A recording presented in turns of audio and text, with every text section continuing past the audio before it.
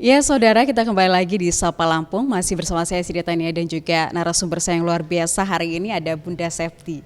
Bunda, tadi kita udah berbicara soal gimana sih awal mula PKBM Tunas Harapan ini, kenapa kemudian kita harus menciptakan atau membukakan peluang yang sama bagi teman-teman di luar sana yang mungkin tidak mendapatkan hak pendidikan yang sama yang diberikan oleh pemerintah. Tapi apa sih Bun di PKBM Tunas Harapan ini, program-program apa saja yang kemudian bisa diterima oleh masyarakat yang tidak mampu? Jadi di PKBM itu kita punya program dari usia dini sampai dengan orang dewasa. Di umur 4 tahun sampai dengan 6 tahun saya punya program namanya PAUD. Untuk umur 4 tahun sampai dengan 6 4 tahun. tahun sampai dengan 6 tahun. Nah, itu gratis juga Mbak. Bahkan bajunya pun, seragamnya pun dijahit dengan warga belajar saya yang untuk paket Kita ABCD. berdayakan. Iya. Untuk yang usia dini, untuk yang kesetaraannya, yang usia tanpa batas itu ada kesetaraan, paket ABC namanya, paket A itu setara SD, paket B itu setara SMP, paket C itu setara SMA. Gitu. Dan warga belajarnya pun sebagian besar dari orang tuanya si anak PAUD itu sendiri, si anak itu sendiri. Dan kemudian lagi di PKBM itu dia ada kelompok usaha namanya Pendidikan Kecakapan Hidup Perempuan. Nah, jadi orang tuanya si anak ini kan ada yang paket nih, paket ABC gitu. Nah, dari paket ini kita ajarkan keterampilan menjahit gitu. Nah, jadi menjahit, teknik mote, merangkai mote yang sekarang sudah dipasarkan lewat Dekradasda, terus dari UKM gitu. Kita mote terus baju-bajunya anak itu kita produksi sendiri, mulai bajunya, seragamnya, rempelnya, bahkan alma maternya, jas alma mater warga belajar yang paket ABC pun kita jahit. Kita produksi sendiri dari hasil yang bisa didapatkan dari memberdayakan anak-anak itu tadi orang tuanya. Kebetulan memang orang tuanya tidak sekolah, kita ajak sekolah juga di PKBM itu untuk mengejar paket A, paket B.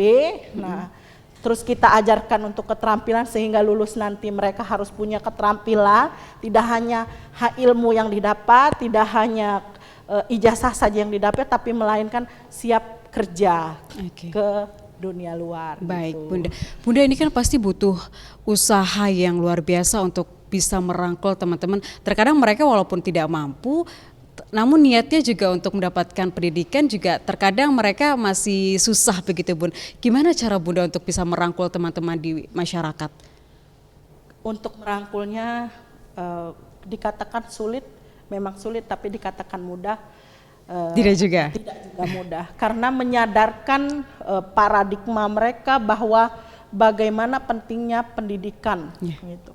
Bagaimana perlunya kita punya ilmu itu bagaimana membekalinya, menanamkan di hatinya, mental mereka, membuka pikirannya bahwa sekolah itu penting karena selama ini mereka berpikiran buat apa sekolah? Nanti juga kalau sudah besar menikah di bawah suami. Terus yang laki-laki sudah besar pergi ke Jawa, merantau. Itu zaman dulu, tapi tidak untuk zaman sekarang Mbak. Sekarang eranya sudah beda. Tidak bisa apa-apa, maka dia akan selamat tinggal. Berarti itulah mungkin nilai-nilai yang ingin disampaikan sama teman-teman di PKBM Tunas Harapan Bun. Bahwasannya ya yang dahulu ya tidak sama dengan sekarang. Bagaimana kemudian sekarang bisa memberikan ilmu kepada mereka, bekal kepada mereka agar kemudian di kemudian hari kehidupannya tidak sama ya dengan lebih meningkat taraf hidupnya. Meningkat, mereka punya keterampilan, punya kemampuan dan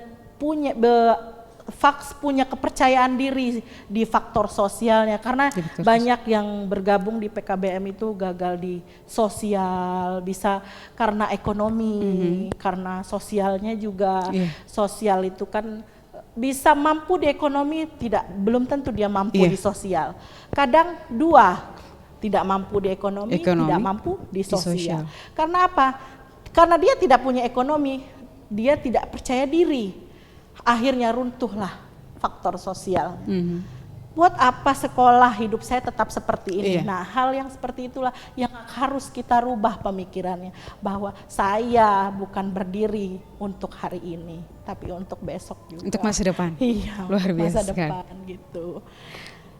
Baik Bunda, ini masih menarik sekali. Saya penasaran bagaimana kemudian anak-anak yang tadinya tidak putus sekolah, tidak punya biaya, kemudian kita rangkul, kita berdayakan, kita kasih ilmu di sana hingga mereka juga bisa memberdayakan dirinya sendiri begitu ya, agar kemudian hari tidak ada kesamaan lagi atau tidak mendapatkan kisah yang sama dengan yang sebelumnya atau bisa jadi lebih baik ke depannya begitu Bunda. Kita akan sambung lagi, tapi setelah pariwara berikut ini tetaplah di Sapa Lampung.